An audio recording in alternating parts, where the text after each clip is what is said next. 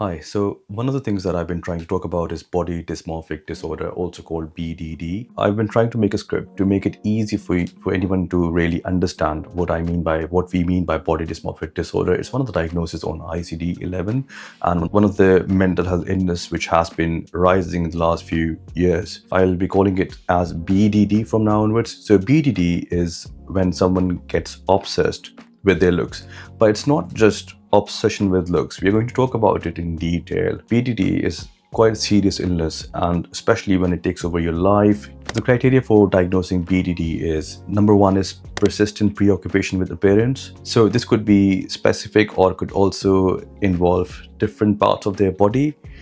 The thing is that they get so much obsessed and concerned about the flaw that they think is there on their body, which is in fact not noticeable, unnoticeable, or barely noticeable to anyone at all, but they think it's a huge deal. Number two is excessive self-consciousness. So anyone with BDD would think everyone is watching them, everyone is watching this flaw, while nobody's actually noticing the flaw at all. But it becomes so much overwhelming for people with BDD that it really affects their social life. Number three is repetitive and excessive behavior. What happens is that anyone with BDD would check mirror several times in a day. They would also start comparing themselves with other people, with their friends, with any other person on their mobile, and sometimes when they're out in the gathering. And this becomes very repetitive and also excessive because they keep on doing it just to make sure what is the difference between them and the person standing next to them. Number four is camouflaging and avoidance. So people with BDD, what they do is that if they think the flaw cannot be concealed, they will try to conceal it and fix it so it is not noticeable to them or other people. For example, they will do excessive makeup, they will have cosmetic surgeries while they don't need one. The flaw becomes a part of their life, so they want to do extra makeup, extra things to make themselves feel better. For example, also wearing loose clothes, sometimes different kind of clothes, just to kind of camouflage and hide the flaw that they think there is. In order to diagnose BDD, it is also very important and crucial that these symptoms and these behaviors, if they have them, they should really be distressful to them. It should be affecting their life, socially, work life, and family life, because then that becomes a disorder. So now that we have discussed the core features and essential features of BDD, let's move on to additional features. The most common focus of appearance is face. People with BDD, they focus a lot on their face, especially their skin. So skin is the main part of their BDD, the main part of their obsession. Number two is multiple flaws and vague perceptions. For example, they would think that the specific part is too small, too big, asymmetrical, or just doesn't fit right. And then they would go to any length just to change that. Sometimes they would also feel that their entire appearance is quite ugly, which will become a very distressful thing for them. Number three is muscle dysmorphia. Muscle dysmorphia is more common in men, and what happens is that they think that they don't have enough muscles and their appearance is not that muscular, so they would try to exert more or actually do gym more excessively, which will lead into muscle tears and overall the health can worsen.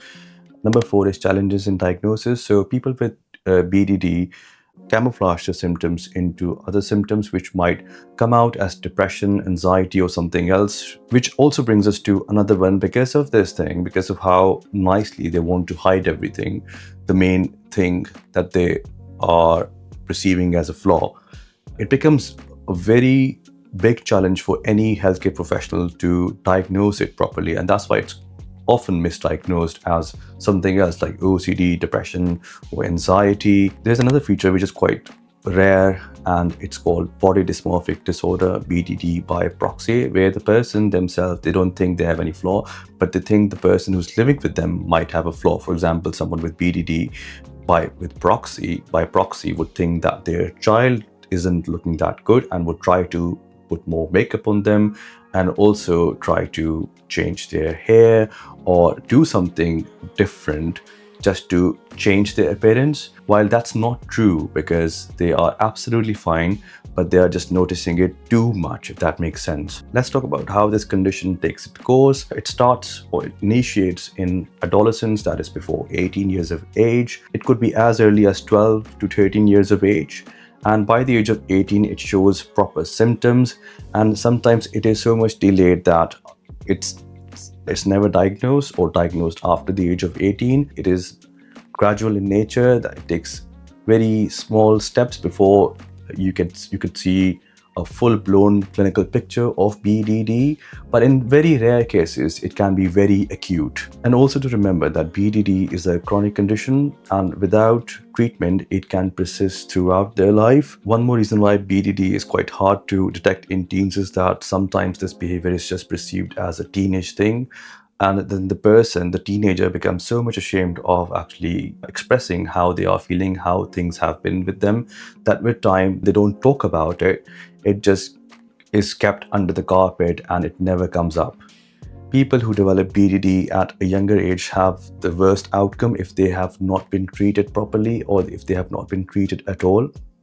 They have a high number of school dropout and also other mental health issues at the same time. So it is very important to recognize if someone has BDD, if you have it, or if someone else you think has BDD. So in the next video, I will be talking about the treatment of BDD and how they differ from depression, anxiety, OCD. If you found the video helpful, please do not forget to like, share, and subscribe. It really helps me making more videos, and I'll be making more videos about BDD in the coming few weeks. Thank you for watching.